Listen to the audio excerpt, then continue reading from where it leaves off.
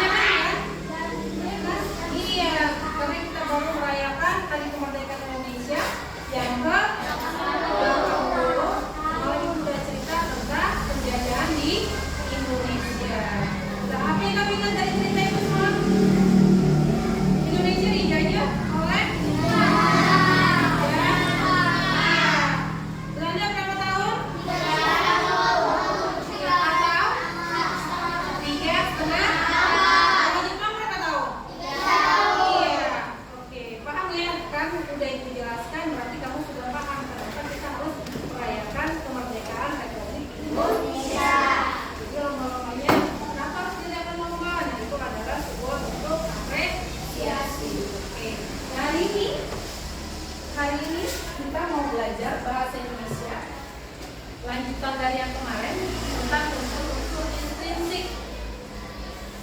Kemarin unsur intrinsik ada beberapa, diantaranya ada tema, alur, ingat, latar, ingat, terus ada tokoh, dan ada nasihat atau amanah.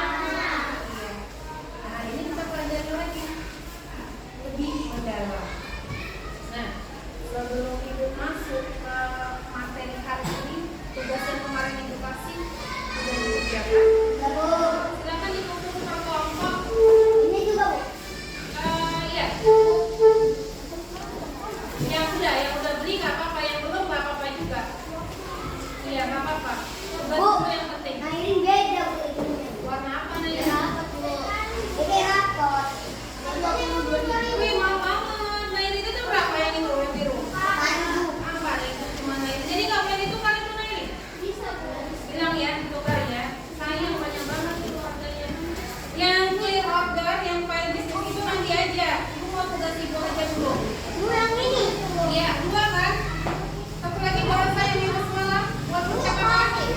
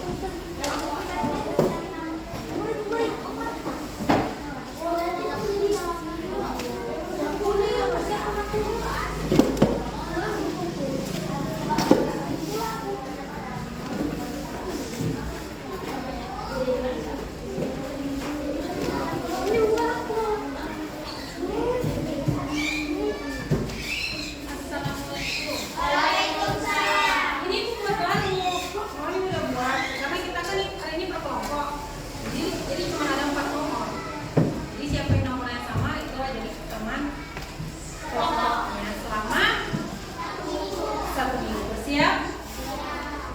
Umpiang lagi kita? Kita umpiang di tengah yuk.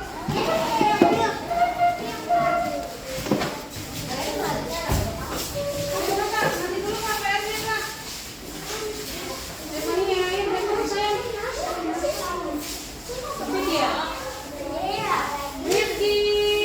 Ayo. Apa ya sama kamu ya? Apa ya sama kamu? Apa kenapa cemburu aja? Kenapa? Udah makan? Jajan?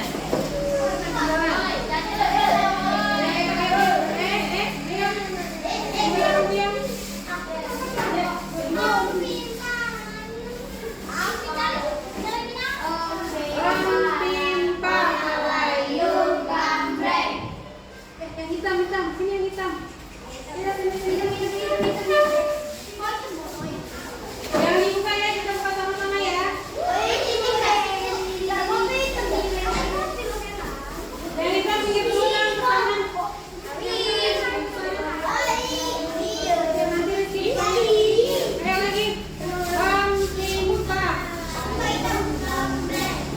Hitam lagi. 2 orang, ayo.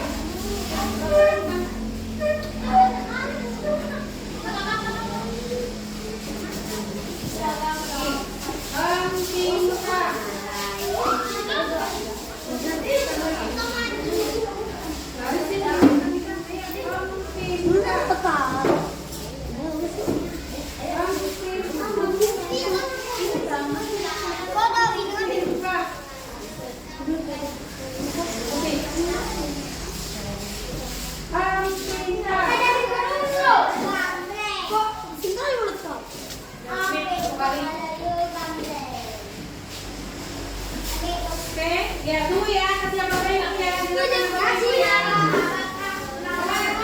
Ini 1. Ngapain kemarin ini 1?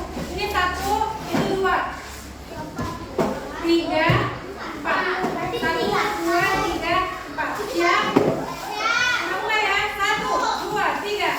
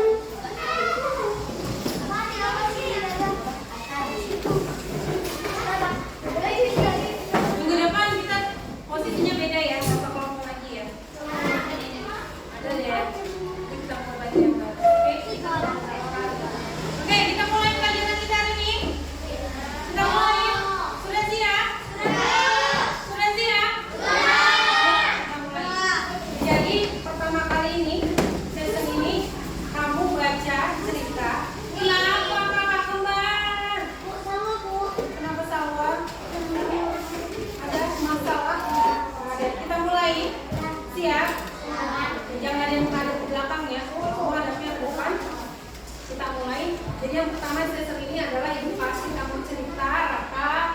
Oh Raka, ceritanya kamu simak baik-baik. Kalau perlu kamu catat yang penting-penting boleh, karena setelah ini bakal edukasi pertanyaan-pertanyaan dengan LKP lembar kerja pesertanya. Nanti dibaca, simak baik-baik karena cuma satu kali. Siap? Kita mulai ya. Perhatikan judulnya baik-baik.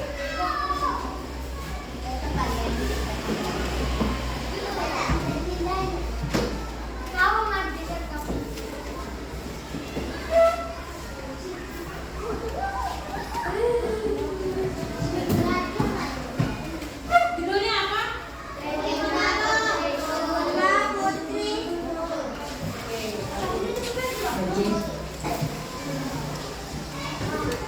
Legenda Putri Komodo. Pada zaman dulu di Kepulauan Komodo tinggallah seorang perjalanan Komodo dan istrinya Lena.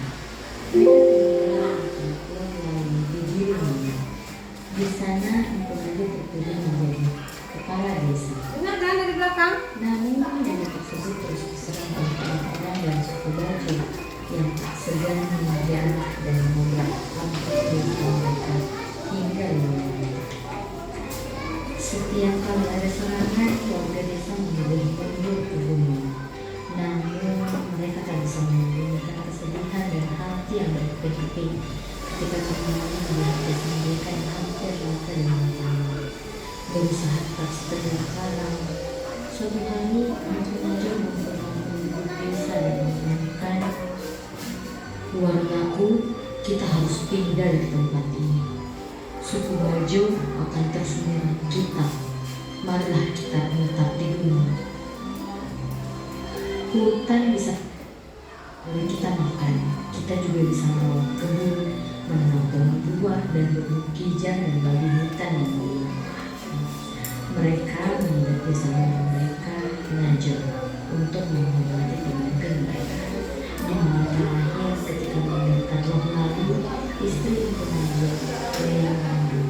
Ketika desa baru mereka selesai dibangun, Lea siap untuk melahirkan buah hatinya. Dia merasakan sakit di luar biasa. Masalahnya, desa ini tidak memiliki ibu lain. Dengan berat hati, Mungkin Aja sendiri yang membantu Lea melahirkan bayi mereka. Ketika itu, angin menari-nari dan membawa masuk daun di luar melalui jendela dan mengelilingi Lea. Wajah Lea bersinar seperti bulan purnama. Kemudian, Mungkin Aja terkejut. Dia merasa ada sesuatu yang aneh, sungguh aneh.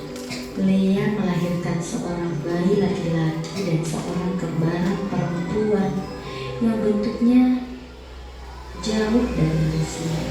Kulitnya bersisik, berbintik-bintik, matanya hitam, dan dia memiliki ekor.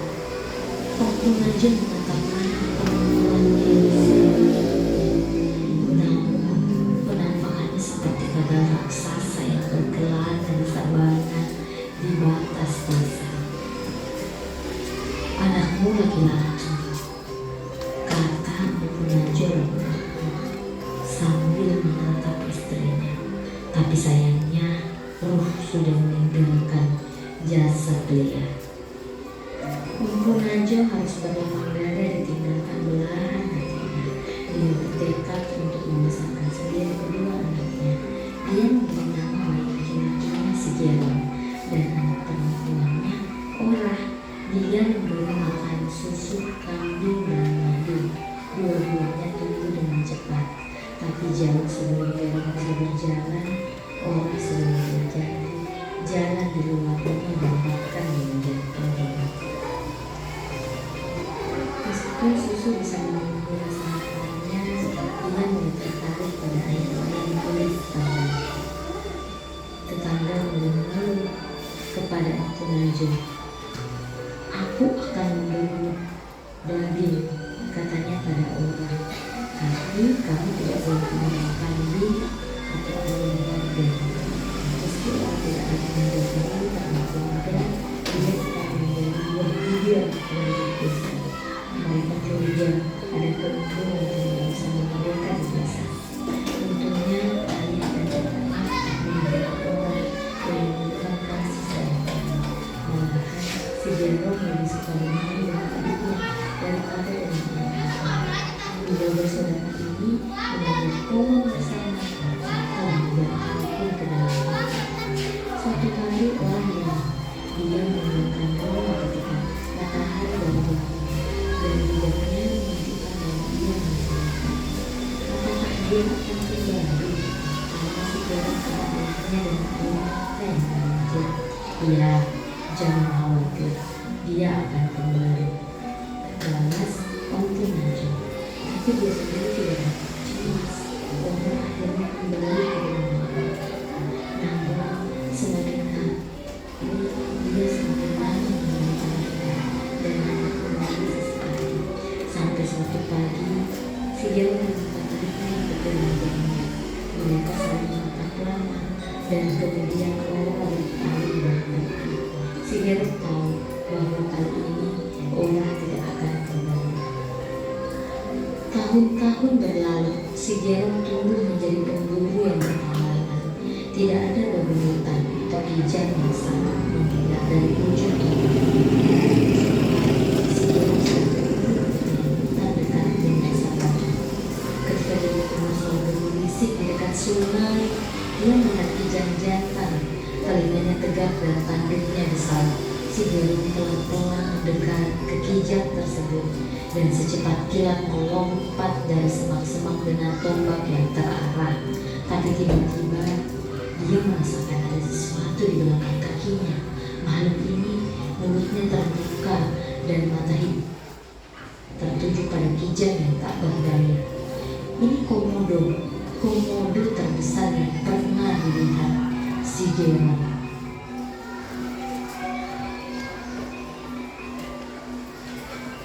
Dengan refleks dia berbalik dan mengarahkan tombaknya pada reptil raksasa tersebut. Namun komodo itu malah meletakkan kepalanya ke tanah.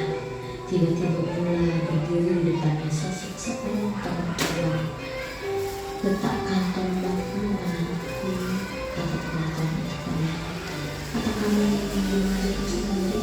Mendadak semua kenangan masa kecilnya melintas di kepalanya dan segera pun jatuh berlutut. Ya, dia Allah. Aku menemukannya dari sana. Dia saudara kembarku. Sosok perempuan itu berkata. Setelah itu, Jerome pun berpisah dengan adiknya. Si Jerome menuju desanya dan orang menuju sabana. Semenjak hari itu, si Jerome dan orang-orang di desanya memperlakukan komodo dengan baik. Kadang raksasa itu bebas berkelana di sekitar hutan, memakan babi hutan, kijang, dan hewan lain yang ada di sana. Ketika ada komodo menjadi terlalu tua untuk mencari makan sendiri, warga desa akan memberi makan, seolah dari komodo itu darah daging mereka. Sekian. Selesai. Sudah simak. Dia punya kembaran ya. Ternyata kembarannya satu manusia, satu lagi. Iya, yang apa itu? Kira-kira di dunia nyata ada nggak? Oh, jangan-jangan kamu punya kembaran? Mungkin Cica? Enggak ya? Oke. Jadi udah dengar itu hanya sebuah cerita rakyat. Kalau sudah disimak, maka menurut kamu, kalau di dunia nyata itu nggak ada, menurut kamu nih, kalau seandainya ada manusia dilahirkan bersama dengan binatang, gimana? Kenapa Najwa? Najwa berpikir, apakah aku punya kembaran? Enggak ya, bayangkan. Makanya kamu bersyukur kamu dilahirkan dari rahim seorang ibu, seorang manusia, dilahirkan baik-baik, normal, suci,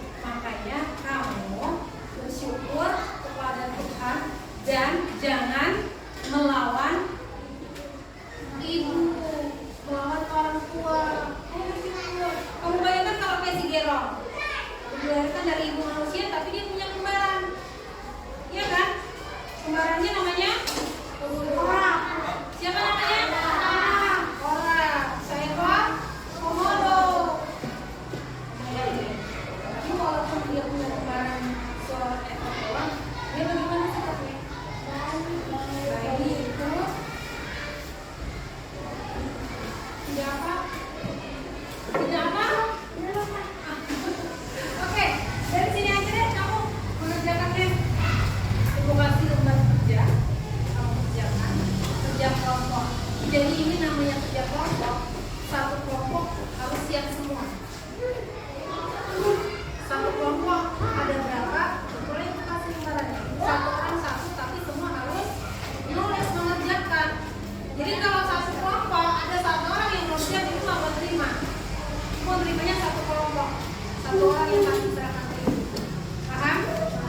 Jadi kalau ada temannya yang nggak ngerti, ibu minta tolong diajarin. Jangan dikasih tahu, tapi diajarin bekerja sama langsung. Jadi kamu yang agak-agak rajin nulisnya, ya kan Rizky? Agak-agak cepat banget nulisnya, kasih motivasi. Ya kan Lisa? Alisa? Kita mulai ya. Ini nggak lama-lama nih waktunya nih. Mau kasih waktu berapa menit ya? 15 menit. 15 menit ya Kim? Cukup ya?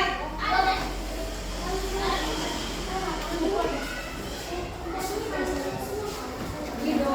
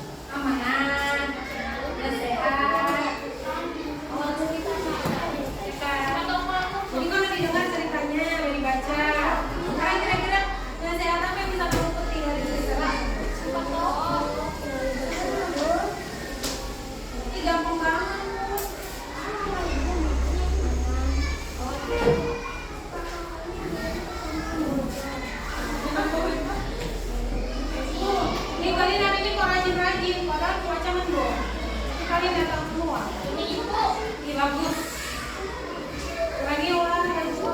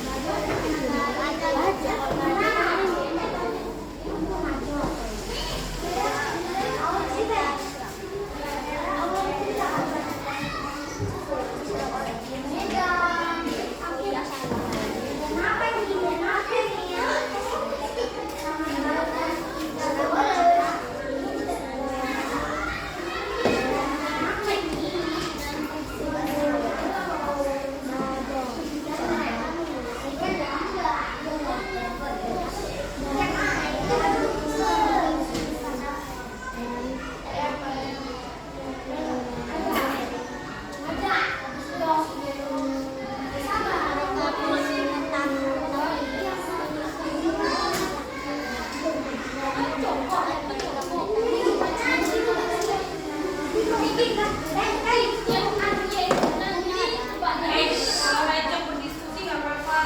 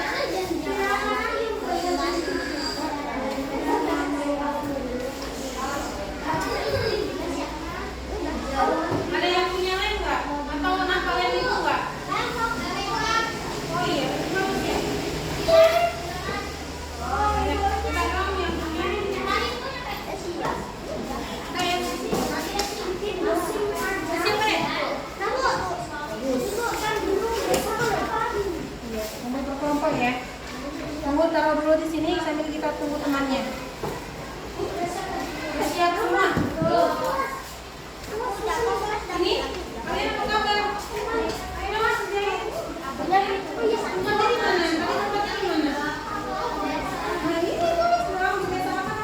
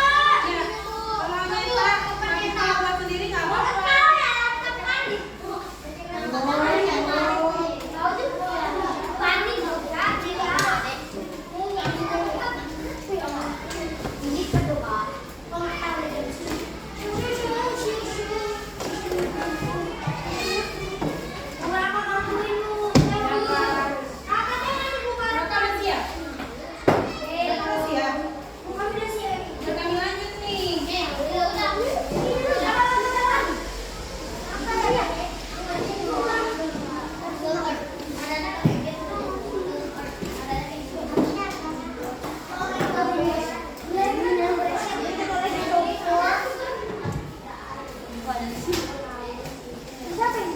Banyak. Laki Bandung.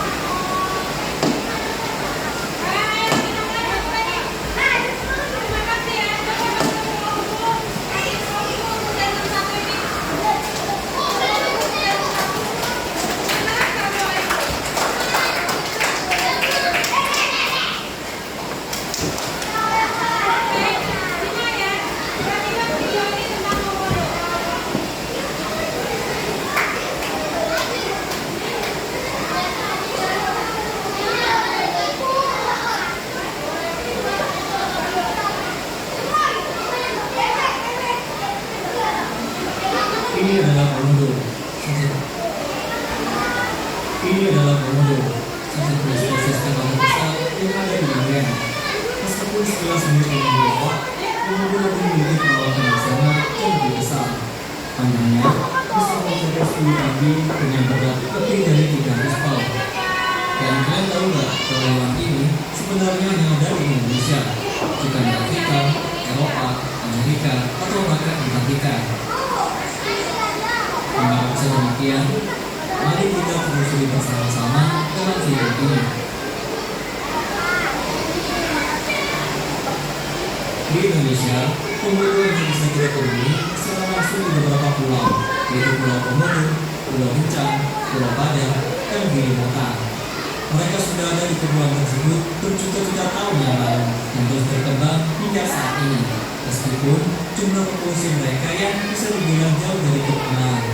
Di tahun 2022 tercatat sudah ada 3.160 ekor komodo yang mendiami pulau-pulau tersebut. Dan kabarnya seiring perkembangan zaman, angka ini akan terus naik. Sebenarnya, yang membuat komodo hanya ada di Indonesia dari zaman purba adalah mereka mempunyai sifat alami yang dikenal dengan membatis, alias hewan rumahan. Sifat alami yang sederhana itu mendasari perilaku menetap komodo dan membuatnya hanya tersebar di Indonesia. Berdasarkan sebuah studi yang diterbitkan dalam Proceedings of the Royal Society, komodo sebenarnya mampu berpergian jauh, tetapi mereka merasa bahwa tak perlu melakukan hal itu. Mereka sebenarnya punya kemampuan untuk berpindah karena faktanya komodo juga bisa berenang. Hanya saja mereka cinta dengan alam Nusa Tenggara Timur yang mereka tempati.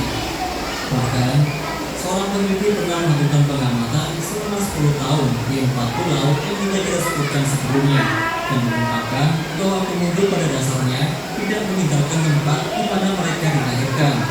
Mereka sudah merasa lebih aman dan nyaman berada di zona dekat rumah karena tak ingin apapun lagi. Hal ini juga memberikan kesempatan yang lebih besar untuk menunggu hewan-hewan lain yang profesional karena dengan menetap di pulau tersebut, berarti mereka sudah punya insting dan tahu cara persis gimana caranya memburu dan menemukan mangsa. Selain menolak ambil pusing soal itu berpindah-pindah, peneliti juga menemukan bahwa komodo lebih memilih menciptakan stabilitas dengan tak banyak bergerak jauh. Para peneliti pernah melakukan 2 spesimen penelitian. Pertama, para peneliti memindahkan kucing komodo dari wilayah asal mereka ke tempat yang jauh, tetapi masih di pola yang sama. Beberapa diambil sekitar 22 km jauhnya. Kedua, komodo lain dipindahkan ke pulau berbeda yang meski berjarak dekat cuma 1,6 km, tapi membuat mereka harus menyeberang lautan dan berenang untuk kembali ke tempat asal. Dalam kurun waktu 4 bulan, semua komodo yang dipindahkan walaupun sangat jauh ternyata bisa kembali lagi ke rumahnya. Ini menunjukkan bahwa komodo mampu melakukan perjalanan jauh melewati medan berat meskipun harus berenang antar pulau. Nah sekarang, mari kita bahas sejarah komodo mengapa hanya ada di Indonesia. Komodo atau Varanus komodoensis sebenarnya adalah sisa dari populasi kata raksasa yang dahulu menempati dataran Australia dan Indonesia. Fosil-fosil reptil yang sangat mirip komodo telah banyak ditemukan di daerah-daerah tersebut, termasuk reptil raksasa sepanjang 7 meter, yaitu Varanus priscus atau dikenal dengan juga Megalania. Reptil-reptil ini khususnya Megalania mulai punah pada masa Pleistosen ketika manusia tiba dan memburu mereka.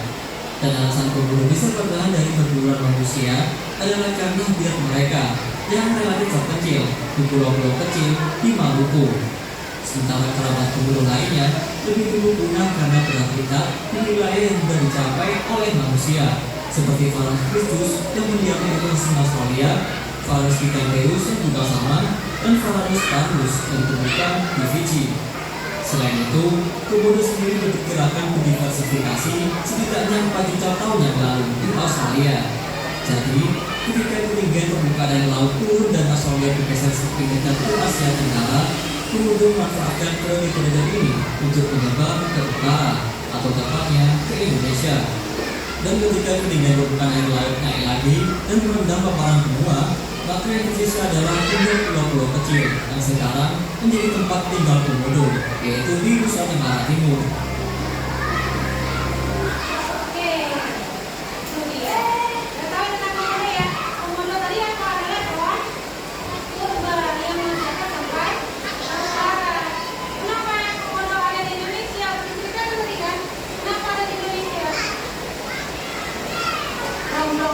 gonggong. Iya. Ya. Jadi ternyata komodo itu adalah hewan yang malas pergi dia, pergi dari kampungnya karena kayak kamu. Kita sama-sama orang pergi main-main dengan paling ketiga.